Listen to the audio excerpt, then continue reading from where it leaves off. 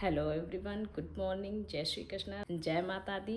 आज है 19 मार्च और चैत्र नवरात्रि शुरू हो रही है। तो अभी बजे हैं सुबह के 8। हर चला गया है स्कूल, जा रही हूँ नहाने।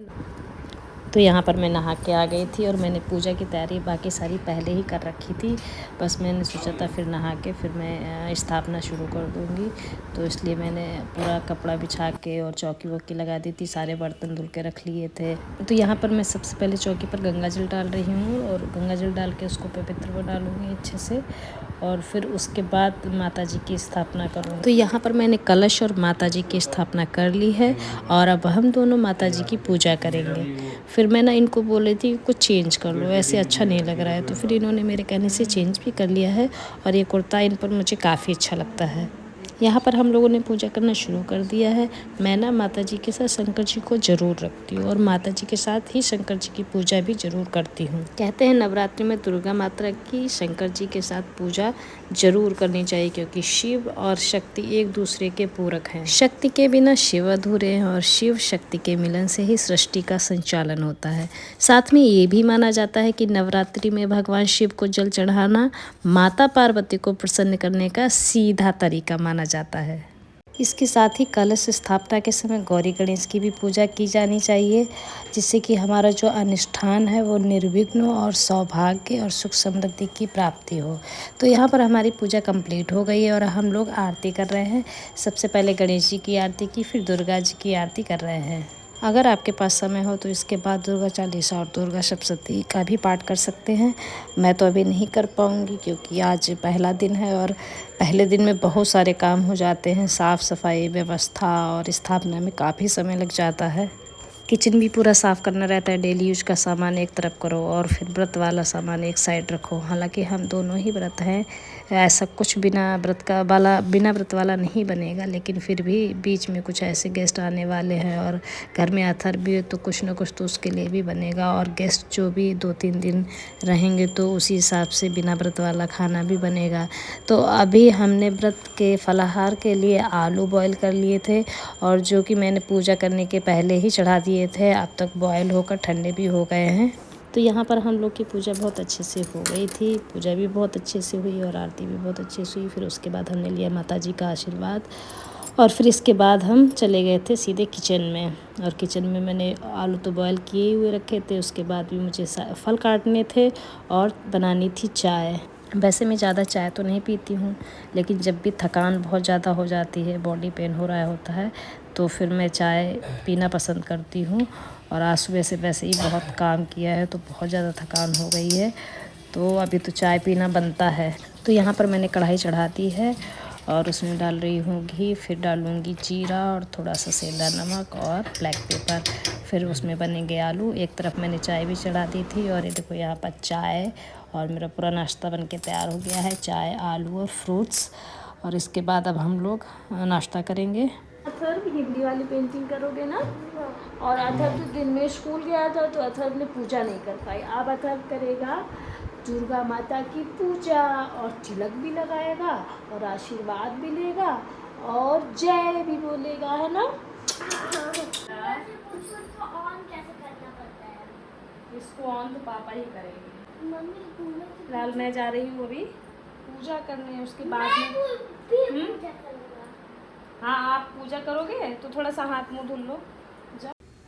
तो यहाँ पर बज रहे थे 5 और हो गई थी शाम। और शाम को ना मैं आ गई थी हाथ मुंह धुल के और पूजा करने के लिए। इससे पहले हम लोगों ने नाश्ता किया था, फिर उसके बाद हम लोग रेस्ट करने लगे थे। और रेस्ट करने के बाद जो बचे हुए कुछ काम थे, किचन साफ़ किया और भी थोड़े बहुत जो बचे हुए काम थे उनको पूरा किया। और यहाँ पर अब मैं थोड़ा सा साफ़ सफाई करके जो कि वो फूल वगैरह जो सुबह चढ़ाए थे वो सारे मैं हटा देती हूँ। और उसके बाद में आरती वगैरह क्लीन करके फिर से नई आरती बना के पूजा की तैयारी करके फिर मैं माता जी की आरती करूँगी। आरती करने के बाद में दुर्गा सप्तशती का पाठ करूँगी। अभी ना शाम को मैं जो ज्वारे उगाती हूँ ना उसमें पानी भी डेली शाम को डालती रहती हूँ। तो अभी जो घी के पैकेट वगैरह रखे थे तो मैंने सोचा लाओ उनको खाली कर लेती हूँ एक जगह, और फिर डिब्बे से डालना आसानी रहता है और वो पाउच से डालने में इधर उधर गिरता है, फैल जाता है। तो यहाँ पर फिर मैंने इसको एक ही सारे डिब्बे में खाली कर लिया, सारा घी एक जगह इकट्ठा कर लिया। तो यहाँ पर मैंने आरती वारती साफ़ कर ली थी। उसके बाद में मैं इसमें घी डालूँगी और बत्ती को ना मैं भिगाकर अलग बॉक्स में रख लेती हूँ। फिर भीगी हुई बत्ती को फिर मैं अलग से घी डाल के फिर उसमें बनाती हूँ दिया। तो यहाँ पर जो बत्ती जो रेडीमेड रहती हैं बहुत हार्ड सी रहती है, अगर इनको ऐसे ही जलाओ तो ये इधर उधर गिरती रहती हैं, आरती करने में भी दिक्कत होती है। तो यहाँ पर उसको ना बीच से फैला के तब मैं रखती हूँ, तो वो बहुत अच्छे से जलती है और एक जगह पर फिक्स रहती है। तो यहाँ पर अथर्व आ गया था, उसने बजाई घंटी और मैंने की आरती। तो मुझे ना कई आरती करनी रहती हैं। सुबह में तो 2 ही करती हूँ, गणेश भगवान की और माता जी की, और शाम को ना मैं गणेश भगवान, माता जी, शंकर जी और जो भी श्लोक हैं ये सारा ही कुछ करती हूँ, तो काफ़ी टाइम लग जाता है। तो शुरुआत की 1-2 आरती में अथर्व रहा, फिर वो चला गया था खेलने, फिर मैंने बाकी सारी आरतियाँ की। बच्चों का तो मन इतनी देर एक जगह लगेगा नहीं, वैसे जितना लग रहा है उतना ही बहुत अच्छा है। और यहाँ पर इसके बाद मैंने जो भी आरतियाँ थीं, जो भी श्लोक थे, सारे मैंने अच्छे से की। पूजा करना मुझे बचपन से ही बहुत अच्छा लगता था। मैं काफ़ी छोटी थी तब से मैं ये नवरात्रि के व्रत करती आ रही हूँ। बीच में काफ़ी छूटे भी हैं, जब अथर्व छोटा था तब भी मेरे काफ़ी व्रत छूटे हैं। और उसके बाद में मैं कुछ दिन बीमार भी रही हूँ तो भी व्रत छूटे हैं। तो अभी माता रानी की कृपा से फिर से कंटिन्यू हुए हैं, फिर से मैं पूजा कर पा रही हूँ। तो अब मेरी आरती हुई पूरी और अब मैं करूँगी दुर्गा सप्तशती का पाठ। तो दुर्गा सप्तशती के पाठ से पहले डेली ही अथ अर्गला स्तोत्र, देवी सूक्त और देवी कवच का पाठ तो करना ही चाहिए। वो तो हर दिन ही करना चाहिए, और आज तो पहला दिन है, तो वैसे अगर जो हर दिन नहीं कर पाते हैं तो वो पहले और पार्ट ज़्यादा जो सारे कंप्लीट हो जाते हैं उसके बाद कर लिया करें, लेकिन हर दिन करें तो वो ज़्यादा ही अच्छा है। और जो अध्याय हैं देवी सप्तशती में, तो वो अध्याय हर दिन के हिसाब से अलग अलग रहते हैं, और लास्ट हमारे 9वें दिन तक जो 13 के 13 अध्याय हैं वो पूरे हो जाते हैं। तो जैसे कि पहले दिन पर पहला अध्याय करना चाहिए, और जो दूसरा नवरात्रि है उसमें अध्याय 2, अध्याय 3 और अध्याय 4 करना चाहिए, और जो तीसरा दिन है उसमें अध्याय 5 और अध्याय 6 करना चाहिए। उसके बाद हमारा जो चौथा नवरात्रि का दिन है उस पर अध्याय 7 करना चाहिए, और जो 5वां नवरात्रि का दिन है उस पर अध्याय 8, और जो हमारा छठा नवरात्रि का दिन है उस पर अध्याय 9 और अध्याय 10, और जो 7वां नवरात्रि है उस पर अध्याय 11, 8वां जो नवरात्रि का दिन है उस पर 12, और जो 9वां नवरात्रि का दिन है उस पर 13। लेकिन आप अपने सुविधा अनुसार कर सकते हैं, मैं तो इसी के अकॉर्डिंग करती हूँ। और फिर जैसे कि नवरात्रि कभी कम होते हैं, कभी ज़्यादा होते हैं, कभी पूरे 9 दिन के होते हैं, कभी 7 या 8 ही दिन के होते हैं, तो उस हिसाब से आप कम ज़्यादा कर सकते हैं। लेकिन हाँ, इसी तरीके से करने चाहिए। मैं भी फॉलो करने का पूरा प्रयास करती हूँ, मोस्टली फॉलो भी हो जाते हैं, लेकिन कभी कभी ऊपर नीचे हो जाता है। देवी सूक्त, अथर्वशीर्ष स्तोत्र और देवी कवच का पाठ करने के बाद फिर यहाँ पर मैं पहला अध्याय पढ़ूंगी, जो कि है मधुकैटभ के वध से संबंधित है, जिसमें जो हमारी देवी महामाया देवी जो होती हैं कि उनके प्रभाव से भगवान विष्णु द्वारा मधुकैटभ जो राक्षस थे उनका वध कैसे करते हैं इसके बारे में बताया गया है। और ये जो अध्याय है उसमें राजा सुरथ और वैश्य समाधि को मेधा ऋषि का देवी का महात्म्य, मेधा ऋषि जो थे उन्होंने जो देवी का महात्म्य की कथा सुनाई थी उससे शुरू होता है।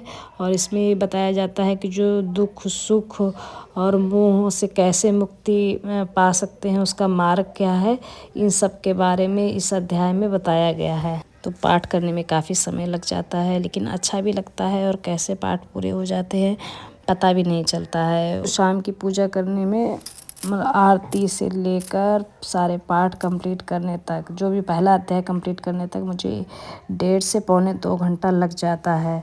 फिर ये पूजा करने के बाद में फिर मैं सीधे किचन में जाकर और किचन में सारा काम करूँगी। बहुत अच्छा बेबी है।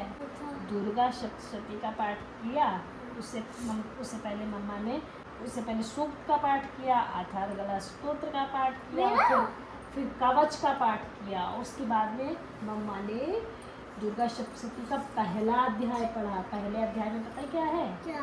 पहले अध्याय में जो राक्षस होते हैं उनका वध कैसे करती हैं दुर्गा माता, उसके बारे में बताया। और कौन से राक्षस? मधु और कैटर। इन दोनों राक्षसों को देवी माँ ने कैसे मारा था, कैसे उनका वध किया था। तो अथर्व से थोड़ा बातें करने के बाद में उसको जो पहला अध्याय था उसकी थोड़ी सी स्टोरी सुनाने के बाद में फिर मैं यहाँ पर आ गई थी किचन में। और आज मैं शाम के फलाहार वाले खाने में बना रही हूँ चिली पनीर और जीरा लौकी, और बनाऊँगी मैं कुट्टू के आटे का पराठा। और जितनी देर में बनाऊँगी उतनी देर में मैं अथर्व को पढ़ाती भी रहूँगी, थोड़ा थोड़ा ये भी देखते रहेंगे और मैं भी साथ साथ में उसका होमवर्क भी कंप्लीट हो जाएगा और इधर खाना भी बन जाएगा। फिर उसके बाद में हम लोग डिनर करेंगे और लगभग 10 बजे तक कोशिश रहती है कि सारा काम पूरा हो जाए और अथर्व को मैं सुलाने के लिए उसको रूम में ले जाऊँ, क्योंकि अर्ली मॉर्निंग स्कूल होता है तो फिर जल्दी उठना भी पड़ता है। शाम को अगर टाइम से ना सो तो फिर सुबह आँख नहीं खुलती है। हम लोग का तो है चलो कि उठ भी जाए, लेकिन बच्चे की आँख नहीं खुलती है तो फिर रात में टाइम से सुलाना बहुत ज़रूरी रहता है। और इस टाइम काम का बहुत प्रेशर रहता है कि होमवर्क भी कंप्लीट हो जाए और खाना भी बन जाए, डिनर भी हो जाए और टाइम से जल्दी से बिस्तर पे पहुंच जाए। अच्छा चरखा खा नहीं बनाया पूरा, ये क्या है? चक्र क्या होता है? चक्र, कृष्ण जी का चक्र। अच्छा तो रा लगेगा नीचे लगेगा, ये रा नहीं लगेगा, ये पूरा रा नहीं, आधा रा, ठीक है। चक्र, ये रा इरेज कर देना। नमक काम, वेरी गुड। सिर्फ एक मिस्टेक थी, अगर तुमने सब बहुत अच्छा किया है। अब इसको आप इस केस से हाँ ट्रेस कर सकते हो। ये देखो बहुत अच्छा बना।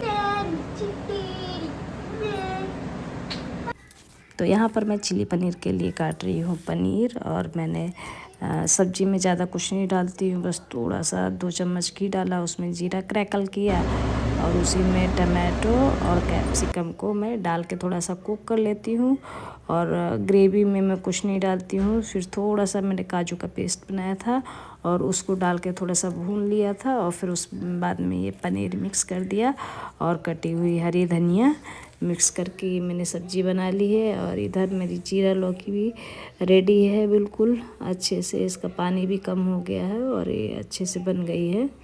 और इधर मैंने पराठा भी बनाना शुरू कर दिया है, तो तवे पे मैंने पराठा डाला है और छोटे छोटे पराठे बनाए हैं, तो एक साथ 2-2 3-3 बन जाते हैं, छोटे छोटे से ही बनाने रहते हैं। तो यहाँ पर खाना बन के रेडी हो गया है और डाइनिंग पर लग गया है। अब खाना सर्व हो रहा है, उसके बाद हम लोग खाना खाएंगे, जल्दी से टेबल क्लीन कर देंगे और फिर किचन साफ़ कर लेंगे और उसके बाद में जल्दी से सोने जाएंगे, क्योंकि बहुत लेट हो चुका था, 10:30 हो चुका था। मैंने टारगेट किया था कि 10 o'clock तक सारा काम कंप्लीट हो जाएगा और मैं अथर्व को सुलाने चली जाऊंगी। खाना बना था बहुत टेस्टी, और इसी के साथ आज के ब्लॉग को यहीं पर एंड करते हैं और मिलते हैं नेक्स्ट ब्लॉग में। तब तक के लिए बाय बाय।